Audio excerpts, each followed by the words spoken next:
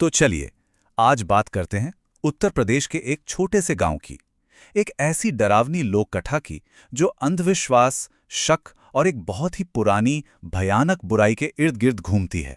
हाँ, गांव वाले उसे मौत का कुआं बुलाते थे। और वे ऐसा क्यों कहते थे, ये राज अब खुलने ही वाला है। तो कहानी शुरू होती है भैरवपुर नाम के एक छोटे से गांव से। एक ऐसी जगह जहां जिंदगी एक अजीब से खौफ के साये में कट रही थी, और उस खौफ की वजह था एक पुराना कुआं। और मजे की बात यह है कि ये कुआं कहीं दूर वीराने में नहीं था, बल्कि गांव के ठीक बीचों बीच बना हुआ था।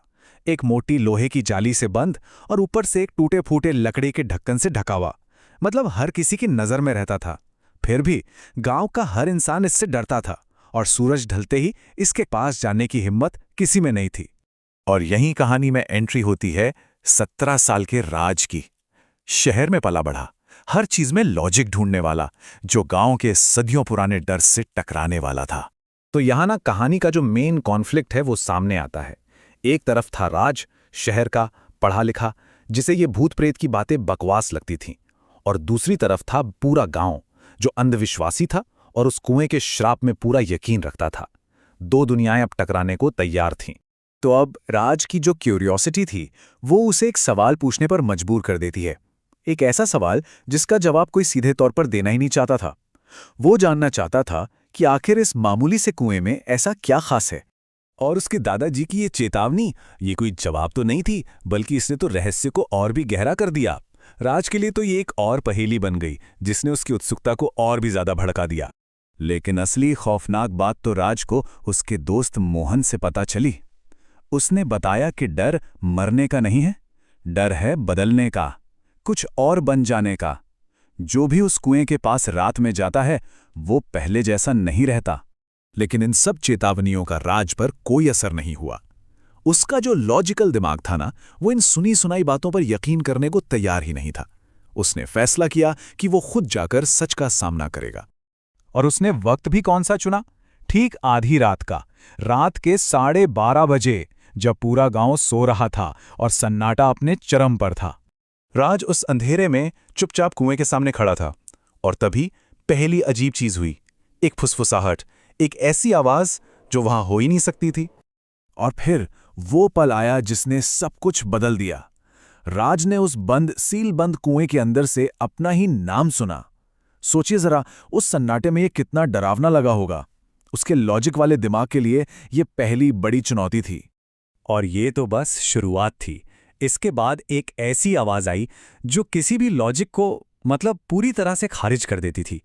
एक कुआं जो सालों से सूखा पड़ा है, उसमें से पानी के छपाकों की आवाज।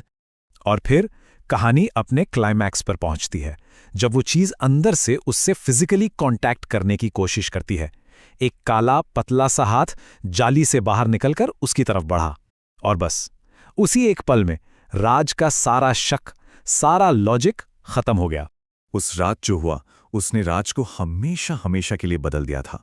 अब उसकी लड़ाई किसी बाहरी ताकत से नहीं थी, बल्कि खुद के अंदर हो रहे एक भयानक बदलाव से थी। कुएं से भागने के बाद राज एक अजीब सी मानसिक घुटन से गुजरने लगा। उसे एक आवाज सुनाई देती थी जो किसी और को नहीं सुनती थी।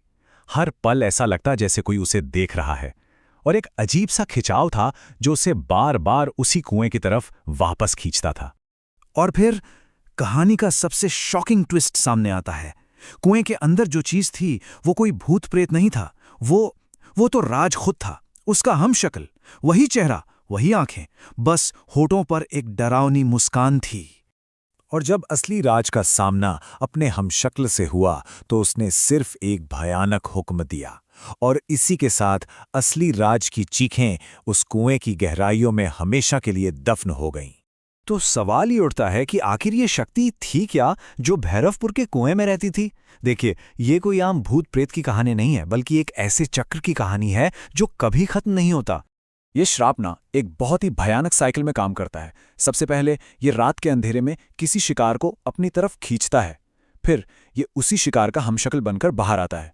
इसके बाद ये असली इंसान की जगह ले लेता है और उसे कुएं में कैद कर देता है। और फिर ये नया शरीर अपने अगले शिकार को ढूंढने निकल पड़ता है। और ये सिलसिला कोई नया नहीं था, ये दशकों से चला आ रहा था। कई साल पहले एक लड़का इसका पहला शिकार बना। वो इसका पहला शरीर था। और आज राज उस बुरी ताकत का नया शरीर है। मतलब वो पीड़ितों की एक लंबी लाइन में बस सबसे नया शिकार था। तो भैरवपुर की आज की सच्चाई यही है, जो इंसान राज जैसा दिखता है वो अब गांव में घूम रहा है अपने अगले शिकार की तलाश में, ताकि ये सिलसिला चलता रहे। गांव का खौफ आज भी जिंदा है, बस उसने एक नया चेहरा पहन लिया है। और यहीं पर ये कहानी खत्म नहीं होती, बल्कि एक और भी ज्यादा भयानक मोड़ लेती है। ये अंत नहीं है, ये तो एक नई और डरावनी शुरुआत है। तो आखिर में ये कहानी एक सवाल पीछे छोड़ जाती है। ये सिर्फ एक गांव की लोक कथा नहीं है, ये एक चेतावनी है कि कुछ दरवाजे हमेशा बंद ही रहें तो अच्छा है। असली सवाल ये नहीं है कि राज के साथ क्या हुआ, असली सवाल तो ये है कि अगला कौन होगा।